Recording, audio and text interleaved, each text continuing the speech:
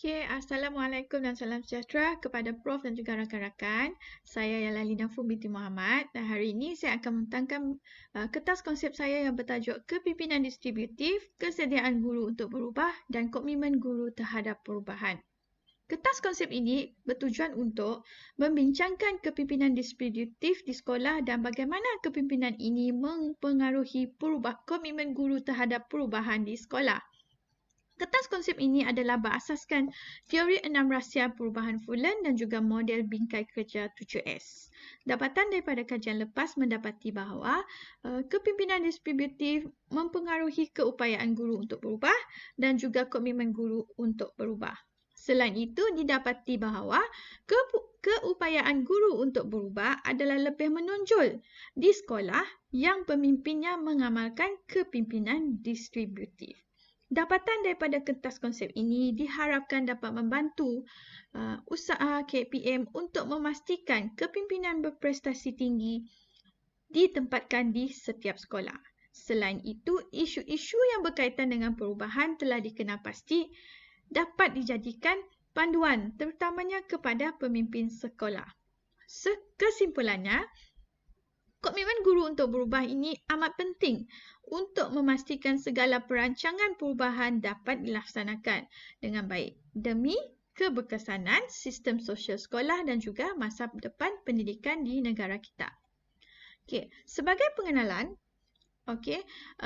kita semua tahu anjakan kelima PPPM 2013 dengan 2025 adalah menetapkan penempatan pemimpin berkualiti tinggi di setiap sekolah. Namun, perubahan skala besar ini memerlukan kerjasama di antara pemimpin dan juga guru. Jadi, berjaya ataupun tidak perubahan ini sebenarnya ditentukan oleh amalan pengurusan perubahan pemimpin.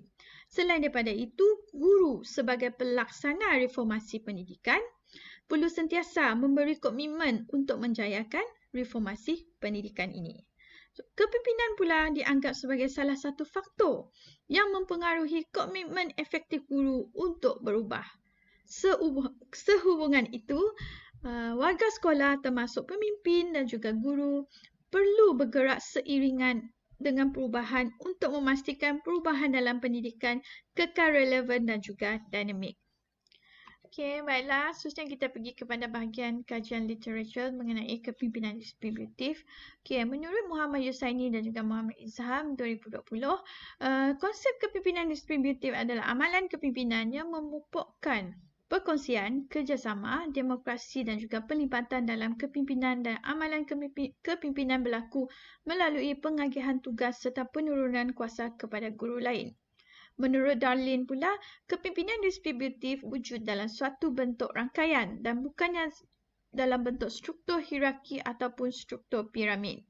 Menurut Herman pula, kepimpinan distributif terbukti dapat mewujudkan kepimpinan yang berkesan kerana semua pihak terlibat dalam membuat keputusan dari segi perancangan, pelaksanaan program yang mahu dilaksanakan. Dan akhir sekali menurut Judith dan juga rakan-rakan, persepsi pengetahuan dan juga penerapan amalan kepimpinan distributif adalah mempengaruhi keupayaan guru untuk berubah. Sebenarnya kita pergi kepada kesediaan untuk berubah.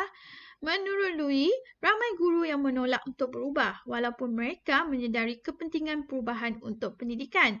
Dan manakala menurut Karim dan juga Kin, paksi utama dalam perubahan pendidikan adalah kesediaan dan penerimaan guru untuk melalui proses perubahan yang akan berlaku.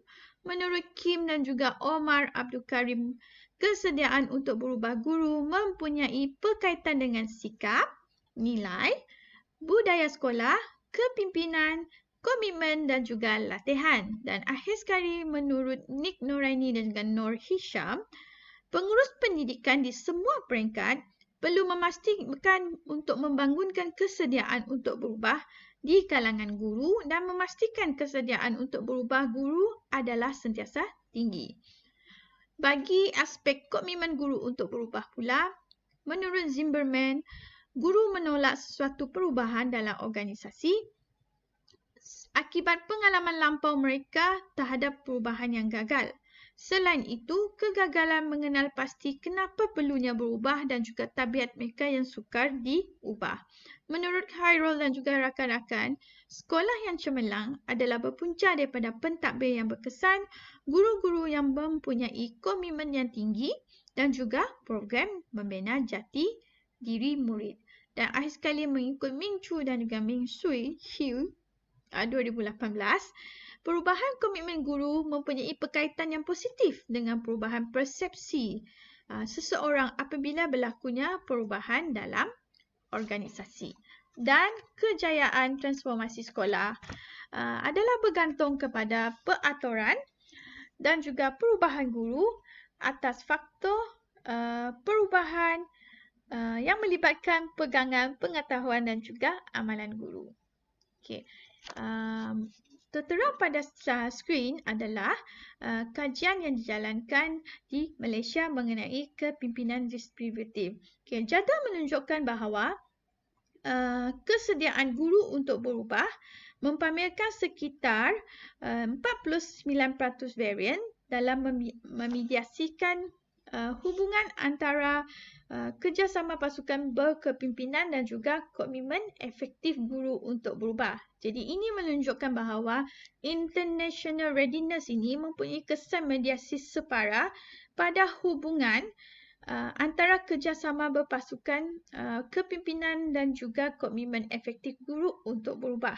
Selain itu, didapati bahawa kesediaan niat ataupun intentional readiness dan kesediaan emosi untuk berubah adalah menyumbangkan varian sekitar 53 dan juga 23% dalam memediasikan hubungan antara amalan membuat keputusan dengan komitmen efektif guru untuk berubah. Kesediaan guru untuk berubah ini bertindak sebagai pemboleh ubah pengantara yang membolehkan berlakunya kerjasama pasukan berkepimpinan dan juga komitmen guru efektif guru untuk berubah. Dan seterusnya, didapati bahawa nilai skor min untuk keupayaan guru untuk berubah bagi 787 orang guru daripada Netherlands juga adalah sangat tinggi dari aspek kolaborasi, aspek aktiviti pembelajaran profesionalisme dan juga motivasi yang merangkumi efikasi dan juga kepuasan kerja guru. Okey, seterusnya kita pergi kepada bahagian ini. Didapati bahawa untuk perbandingan dua model di mana salah satu model pemimpin sekolahnya mengamalkan kepimpinan distributif manakala model satu lagi tidak mengamalkan kepimpinan distributif, didapati bahawa keupayaan guru untuk berubah adalah lebih menonjol di sekolah yang mengamalkan kepimpinan distributif terutamanya dari aspek kolaborasi, aktiviti pembelajaran profesional dan juga pemboleh ubah motivasi guru. Rakan-rakan sekalian, setiap perubahan yang berlaku pasti akan membawa isu yang baru dalam sesebuah organisasi. Akan wujud kumpulan yang menerima dan akan wujud kumpulan yang menentang perubahan tersebut. Okay. Kesediaan menerima perubahan dalam organisasi sebenarnya bergantung kepada sikap dan juga komitmen seseorang. Rakan-rakan sekalian, setiap perubahan yang berlaku pasti akan membawa isu yang baru dalam sesebuah organisasi. Akan wujud kumpulan yang menerima dan akan wujud kumpulan yang menentang perubahan tersebut. Okay. Kesediaan menerima perubahan dalam organisasi sebenarnya bergantung kepada sikap dan juga komitmen seseorang. Jadi marilah kita lihat apakah isu-isu yang berkaitan dengan kepimpinan distributif dan juga komitmen guru di Malaysia. Yang pertama adalah masih lagi terdapat pemimpin sekolah yang kurang memahami konsep kepimpinan distributif. Pelaksanaan kepimpinan distributif ini akan lebih berkesan sekiranya pemimpin sekolah dan juga guru dapat memahami konsep sebenar kepimpinan ini. Pemimpin sekolah perlu menyelaras dan memastikan para guru jelas dan nyata dengan misi, visi dan matlamat sekolah terlebih dahulu sebelum nak melakukan sesuatu perubahan. Ini adalah untuk mengelakkan guru-guru berlaku ataupun timbul kekeliruan dalam fasa pelaksanaan perubahan. Pemimpin sekolah juga perlu memberi pendedahan yang meluas mengenai pelaksanaan kepimpinan ini, untuk memastikan setiap elemen yang terdapat dalam dimensi kepimpinan distributif ini dapat diamalkan dan juga dipertingkatkan keberkesanannya. Seterusnya kita lihat kepada amalan kepimpinan di Malaysia yang masih lagi dalam secara berhierarki ataupun top-down management. Sistem birokrasi di peringkat sekolah ini masih tetap kuat dan juga berfungsi sebagai penghalang kepada kejayaan amalan distributif di sekolah. Berkaitan dengan sistem birokrasi yang kita tahu ni kan, top-down management akan melibatkan ramai ahli pasukan. Jadi ini akan menyebabkan pengurangan penjelasan mengenai maklumat sekolah dan seterusnya akan menimbulkan kesan negatif terhadap komitmen guru untuk berubah. Kepimpinan yang bentuk hierarki begini akan cenderung menyebabkan guru-guru cenderung untuk bekerja secara silo ataupun terbatas. Dan ini semua akan mengundang kepada kegagalan organisasi. Seterusnya, kita lihat kepada isu yang ketiga, iaitu sikap guru yang tidak dapat menerima perubahan. Walaupun guru-guru menyedari bahawa pentingnya perubahan untuk meningkatkan standard pendidikan, namun ramai guru juga menolak untuk berubah. Sikap guru terhadap perubahan ini merujuk kepada kognisi guru mengenai perubahan, tindak balas efektif terhadap perubahan dan juga kecenderungan tingkah laku terhadap perubahan. Guru menolak sesuatu perubahan dalam organisasi akibat pengalaman lampau mengenai perubahan yang gagal. Selain itu, kegagalan guru-guru untuk mengenal pasti kenapa pentingnya dan kenapa perlunya sesuatu perubahan dan juga tabiat yang mereka sukar untuk diubah. Maksudnya terlalu selesa dalam zon selesa. Sebagai contoh sekarang ni, semasa pandemik COVID-19, nak ataupun tak nak, kita tetap perlu melaksanakan pengajaran dan pembelajaran atas talian. Seterusnya kita pergi kepada isu yang keempat, iaitu kurangnya amalan kolaborasi di kalangan guru. Kita semua tahu sebenarnya untuk melaksanakan sesuatu perubahan akan melibatkan risiko dan juga ancaman. Dan risiko ini memerlukan sokongan padu ataupun hubungan yang kuat antara rakan sekerja dan juga semua ahli organisasi. Sebagai contohlah, komuniti pembelajaran profesional, KPP, peer coaching, PLC, semua itu merupakan contoh-contoh budaya berkolaborasi di sekolah yang melibatkan proses-proses perubahan di sekolah. Akan tetapi terdapat kajian-kajian yang mendapati bahawa budaya berkolaborasi ini sebenarnya masih kurang ataupun lemah di kalangan guru. On paper cantik, tapi kenyataan sebenar adalah tidak. Antara sebab-sebabnya terdapat beberapa cabaran amalan tersebut.